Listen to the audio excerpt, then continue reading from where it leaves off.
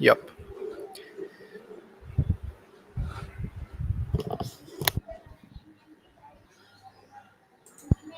Yeah, Siddharth, you can start now. All right.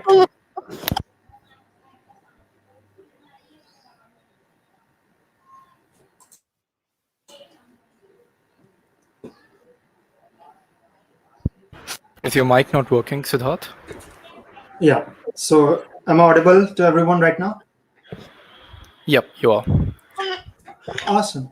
So hello everyone. Welcome to the second talk for the day that is Contribute Without Code Google Crowdsource. So thanks for joining in. So let's begin with the talk. First of all, let me introduce you all guys to who am I. So this is Siddharth Dayalwal this side. I'm the influencer for Google Crowdsource community. Also, I'm the Hacker and Coding Blocks ambassador, and also you can find different roles in which I'm contributing to. Moving ahead. So before we move ahead, feel free to share your highlights of the talk using the hashtag that is hashtag Google Crowdsource on any on the social medias. Also, you can tag me on the below handles in the footer. So, starting with, we can have a Google's mission in front of us. It says that to organize the world's information and make it universally accessible and useful. So, this is the thing. Our mission, the Google's mission, is to gather the data from around the world and make it accessible to each and every corner of the world, so that even the person who with the least of knowledge can access it, and it can be useful to them as well. Now, here's the thing. Every day, more than 100 billion words are translated with Google Translate. And every day, the ones that are translated most are the ones that are bring together. So let's see this video for better understanding this phrase.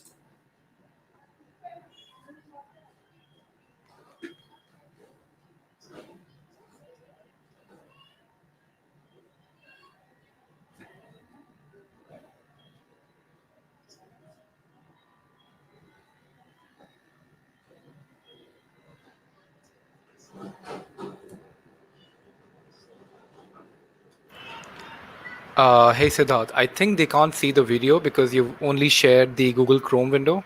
So maybe like share your entire screen. Yeah, I guess they can because I'm watching it from mobile as well. Oh, So okay. Yeah, great. It's working. You yeah. can go back. Yeah.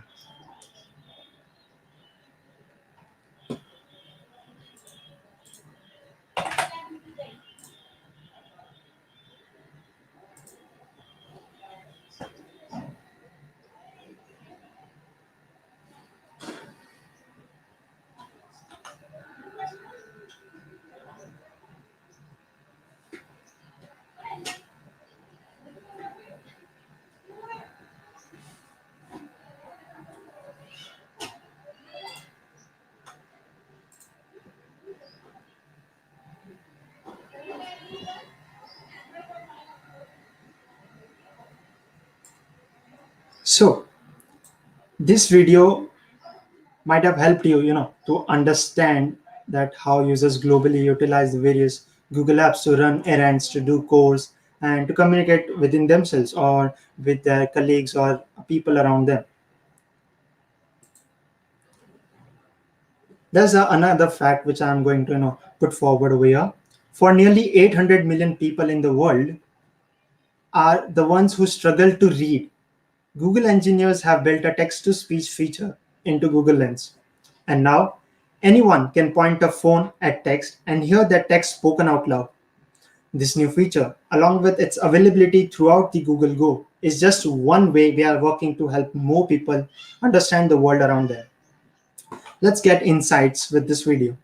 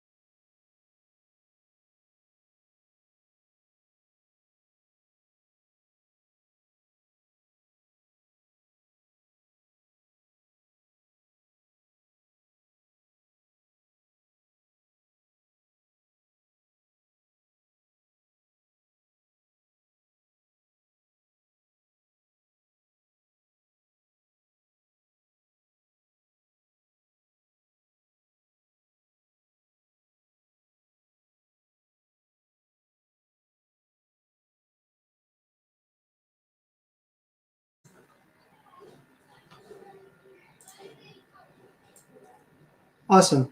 So you might have observed that the lady Urmila, she have become independent using the Google products, and now she don't need to, take help from others to do the day-to-day task. She can, take the tickets from the station and get the money out of the ATM and help their children understanding better.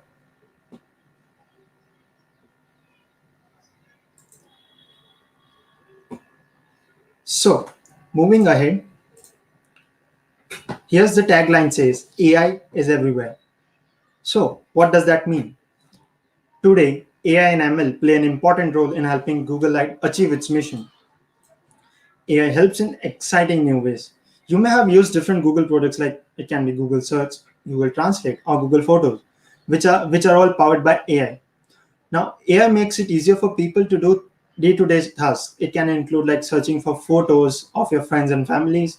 It can be like breaking down on language barriers on Google Translate. Also, you might have observed the predictive typing while you are writing your emails.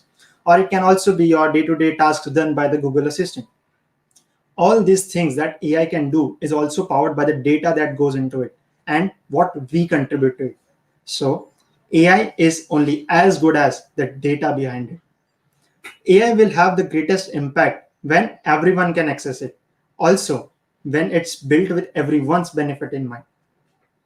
Here's an interesting example which I would like to keep in front of you guys. Now, you might see this image. For example, if I search for an image of a bride on the internet, this is what they will show it to me, because most of the information available is about the West, and 55% of the content is in English, and most of it is on the West or US. But will they be able to identify a bride from another part of the world?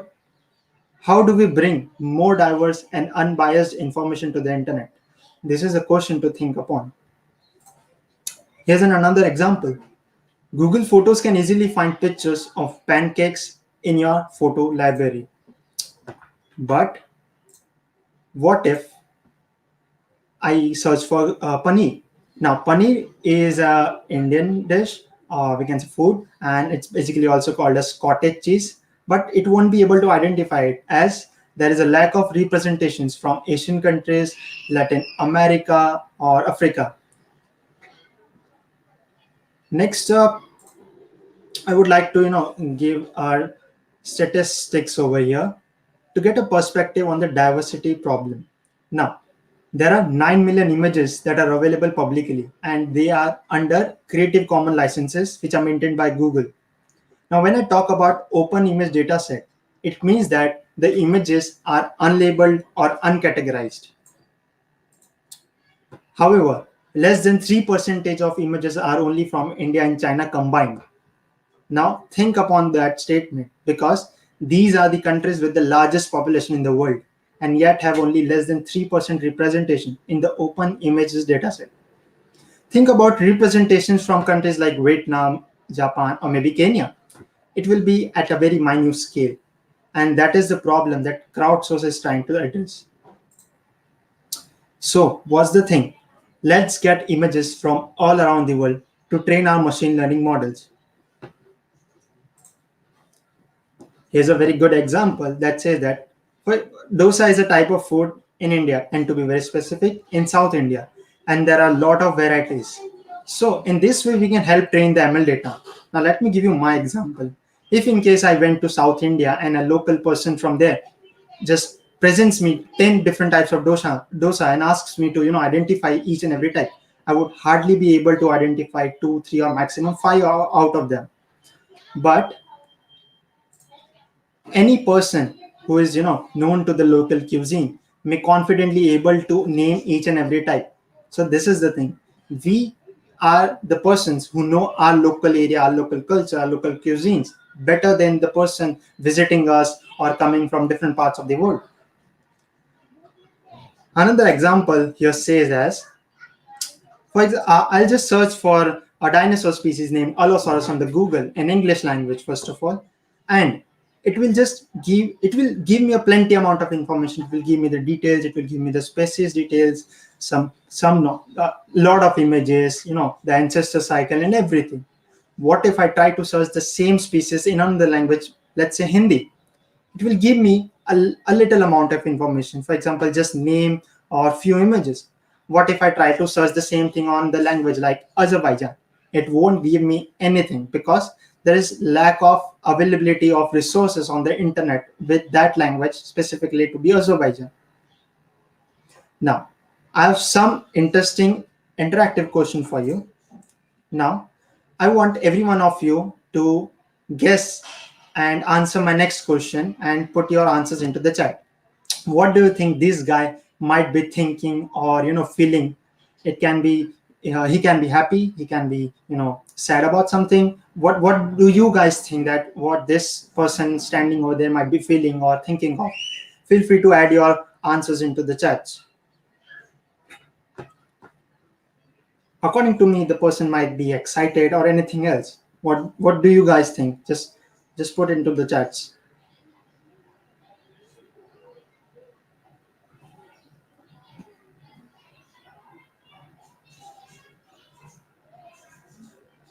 Awesome.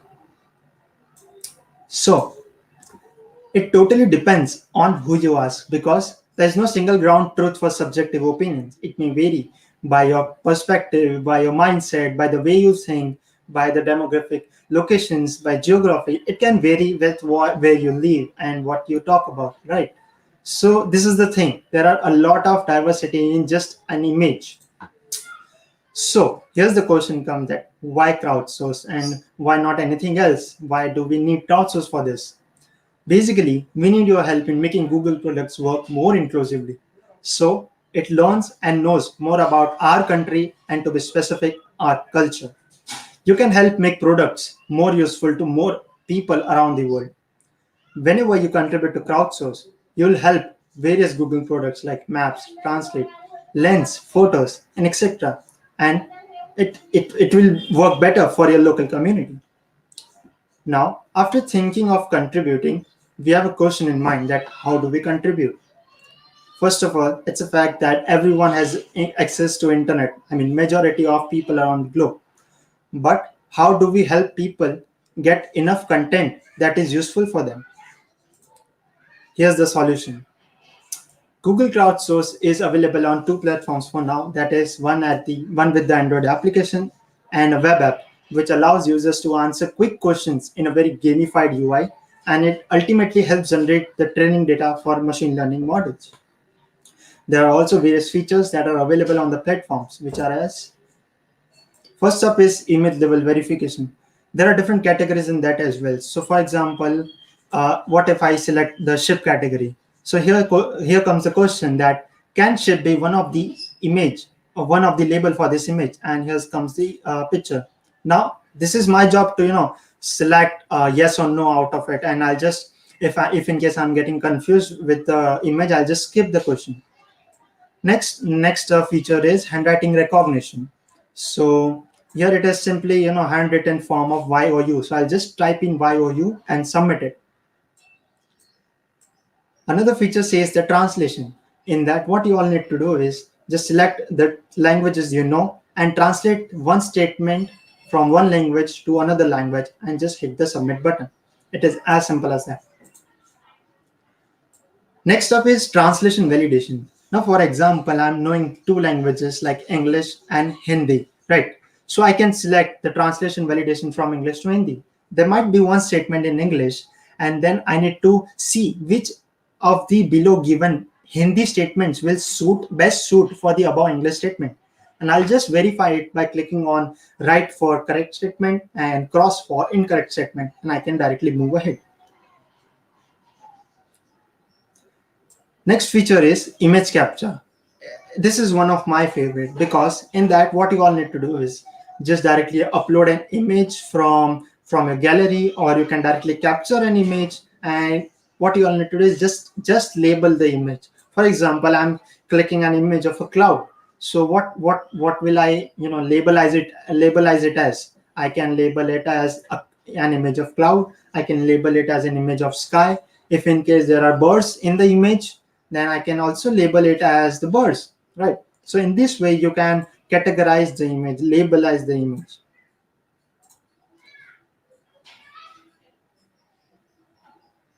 next up is a video. So I guess there's a lot of problem with some voice. So I'll just share this video in the Discord to you guys so that you can better go through these videos. So I'll not play it over here because many of the people are not able to just listen to the voice. So I'll just skip this for now. Basically, this video answers tells us that how your answers helps the millions of people around the world, and how it is used in machine learning based products, and how it is making them work well for everybody around the world. So this is what this video describes as. So moving ahead,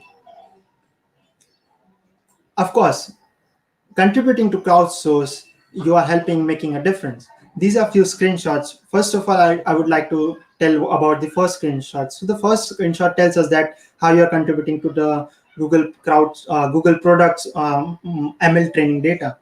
Next screenshot says that how you are helping the families to get the restaurant near their home with Google Maps. And the third screenshot says that how you are helping businesses to communicate within themselves from different parts of the world by helping getting better training data set for Google Translate. Here's another example that says that, for example, here it is one feedback from one of the users. It says that, so Google Maps instructed me to turn right after Burger King. So how cool is that? There's a feature in Crowdsource platform that is named as landmark verification activity. So using this feature, we can contribute to Google Maps as well, because let me give you some live example. For example, I'm driving a car, and there are two cases. First case says that turn right from 200 meters ahead. This is the first case. Now listen to the second case. Turn right from the Burger King. Now, what's the better thing? I would definitely not count the 200 meter and then turn right. But when it says to me that turn right from the Burger King, it totally helps me to just find the Burger King and turn right from that position or from that destination. How cool is that? Because it becomes a lot easier. Because in India, basically, when we talk about India, there are a lot of lanes. When we go to some places, there are a lot of lanes, and it becomes a lot of confusing thing when it comes to Google Maps following the navigation. So this is how the landmark verification activity feature is helping. After all this is a very main thing. There is nothing without people, and people makes the community. Crowdsource is a huge community with contributors like you and influencers like me from around the globe, which helps making lives better for all. So here are few communities representing their countries like Ukraine, Italy, Sri Lanka, Laos, Sierra, Pakistan, Peru, Colombia, India, Indonesia, Cameroon, Iraq. These are few reviews and recommendations given to the Crowdsource platform. Also, these are some few more that are positively taken. Also, for some, the motivation is very personal. For example, in this feedback, a son is helping his father, to communicate for his business using the Crowdsource application, as his father is using Google Docs and use speech recognition as he speaks Persian, that is Farsi. So this is a very personal motivation of using Google Crowdsource. In a similar way, there are a lot of reasons. For some, that it is as gratitude to the Google. For some, it is just to give back to their community. For some, they are contributing just to practice their language skills and contribute for their languages.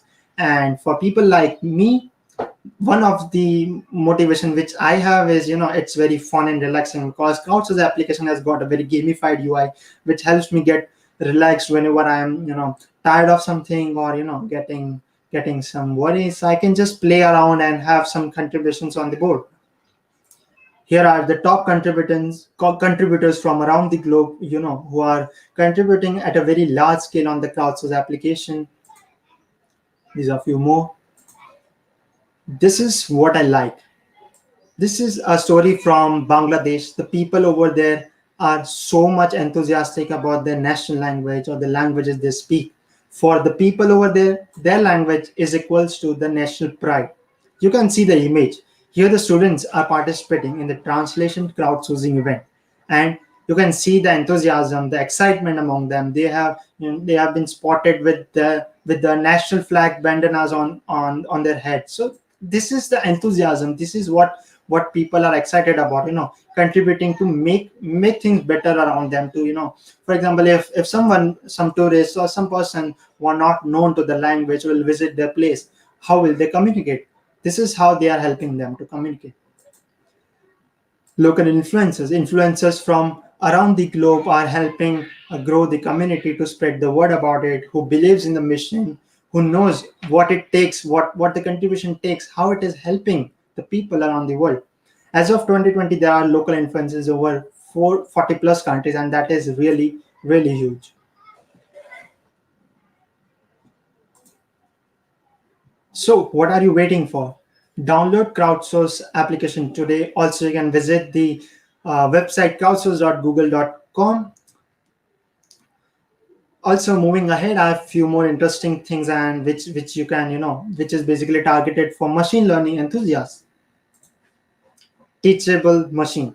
This is a very great, this can be a great platform for all those machine learning practitioners around the world, and those who are, working on some hackathon projects overnight. So this can really be helpful to them. So let's know it more in detail.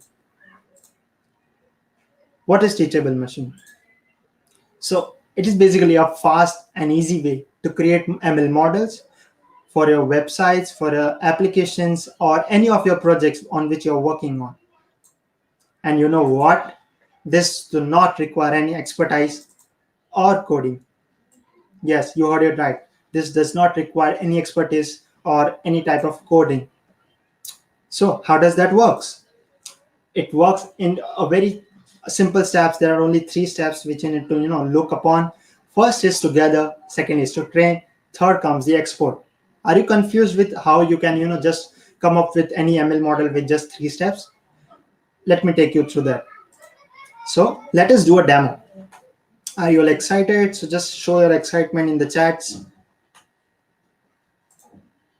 So here's the website. So I'll be just demoing it. There's a website that is Teachable Machine. You can also search it on Google. This is a video on which you can go and just see this video. I'll be also sharing the link in the Discord. So let's get started and have some hands-on. So clicking on getting started, you get 3 options, that is image project, audio project, and post project, any one of which you can choose from. Also, you can open an existing project from your Google Drive, or you can open an existing project from your local file in a desktop or PC. So let's get started with the image project section. Here comes another window. Here you can select different classes. For example, you can add the image samples. You can upload it from your local folders, or you can directly use webcam. Here I would like to use the webcam. Let me switch the cam. All right, so you might be able to see me right now. So now I have already prepared 2 shapes right now with me. We'll basically be doing the shape recognition right now. So let's get the first shape samples. So I'll just click on hold to record to get some images. I'll just change the side. Also I can tilt it a bit and get the samples. So yeah, we have gathered around 113 samples for this shape. Now let's jump to another class and let's add another data set for that. So for that, let me switch it up. All right. So here I have different shape. I'll just hold to record, and then I can just have images for this shape as well. Awesome. So I have enough number of data set just to train a basic ML model. Let's rename this as quadrilateral. Sorry if in case I do any spelling mistake. Okay, circle. Awesome. So let's click on train model. But before that, there are a few more options which you can select from. You can set the epoch, you can set the batch size, you can also set the learning rate. And then for now, I'll just let it be basic and default version. And let's click on train model. So as you all can see that it's preparing the training data, and yes, the training has started. So make sure you don't switch the tabs while the training is under process. So as soon as the training finishes, you'll get the preview over here, which you can work with, or you can just play around. Woohoo! The training has been done.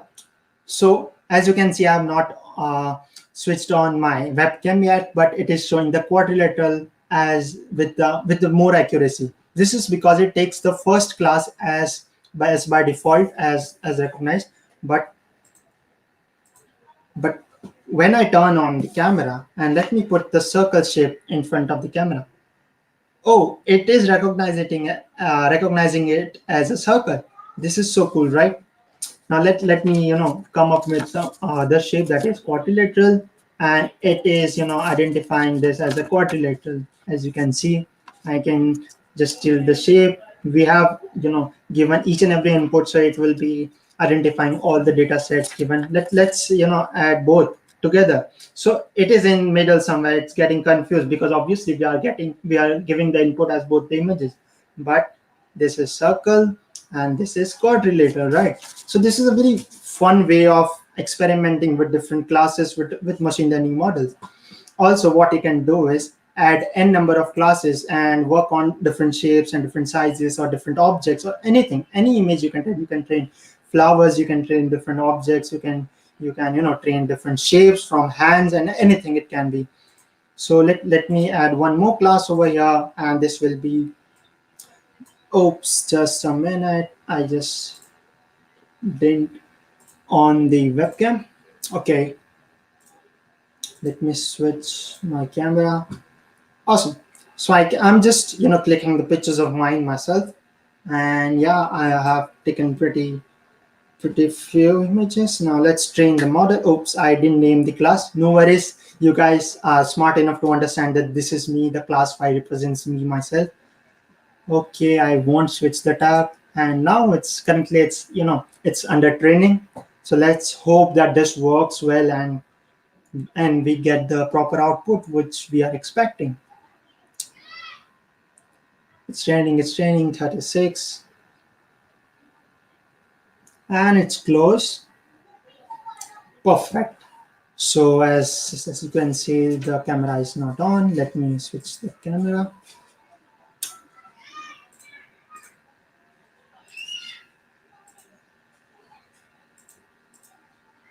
Yeah. So, oh, it is actually, able to recognize me now. This is circle, this is rectangle, that is quadrilateral, and hey, this is class 5, that is me. So how cool is that? But wait, the advantage is not over yet. The best part, what you can do is, especially for anyone who's starting with machine learning models, what you can do is you can directly export your model. How cool is that? You just need to export the model from here and see. You get the code of your model. You get the code in your in TensorFlow.js. Also, you get the shareable link, right? Also, you can get it in TensorFlow, Keras, TensorFlow Lite. You can download your model. You can upload it on your Google Docs. You can get it on your local machine. So this becomes interesting because anyone who is starting with machine learning, this is a very essential and meaningful thing for them to start with, and they can train anything out of it. So let me get to you some few examples on the websites. So here you can see that the images, sounds, and poses which you can train, and here are a few tutorials as well. Now here's some example. As you can see on the screen, this is Project Euphonia. Now this person is differently able, and so for them there was one project that was named as Project Euphonia. It was as simple as the person might make some facial expression, like he might smile and that lights would turn on. So that person, just by sitting, having camera in front of him, he can directly switch on the lights of the room just by smiling. How cool is that? This is a project by Teachable Machine. Another project was Teachable Snake, in which a person shows the arrow, the direction of the arrow, and it directly, moves that snake in that direction. So how cool is that? You have created a game out of Teachable Machine just by showing a piece of paper to the camera. Enough of a demo. I would surely love to see some awesome Teachable Machine hacks this weekend from you guys, because This will really help you out, to save much time. So what are you waiting for? Find more at Google at crowdsource.google.com/about, and you can reach us if in case you want to build the community as a crowdsource influencer. You can just directly reach out to us at mail crowdsource-community@google.com. Also, you can give us the feedback with the help section on crowdsource applications. Also, let us connect yourself with us at the Facebook, and join the buzz on our social medias with hashtag Google Crowdsource. So on this note, this is Siddharth Dayalwal thanking you all for joining in for this session, and you feel free to connect in case of any query. This is my email. You can mail it to me at siddharthdayalwal2000@gmail.com. Also, you can connect with me on Twitter and Instagram, and I'm a bit active over there, so I'll just directly answer your questions over there. So thanks a lot for joining the session, and thanks Sagar for having me. Thanks the Code Zone team for having me. If in case you are facing any trouble throughout this weekend, I'm available on the Discord. You can just tag me or DM me. I'm happy to solve any of your doubts or queries with your hack and with teachable machine or crowdsource which you are facing. And yeah, good luck for this weekend. Hoping to see a great hacks this weekend.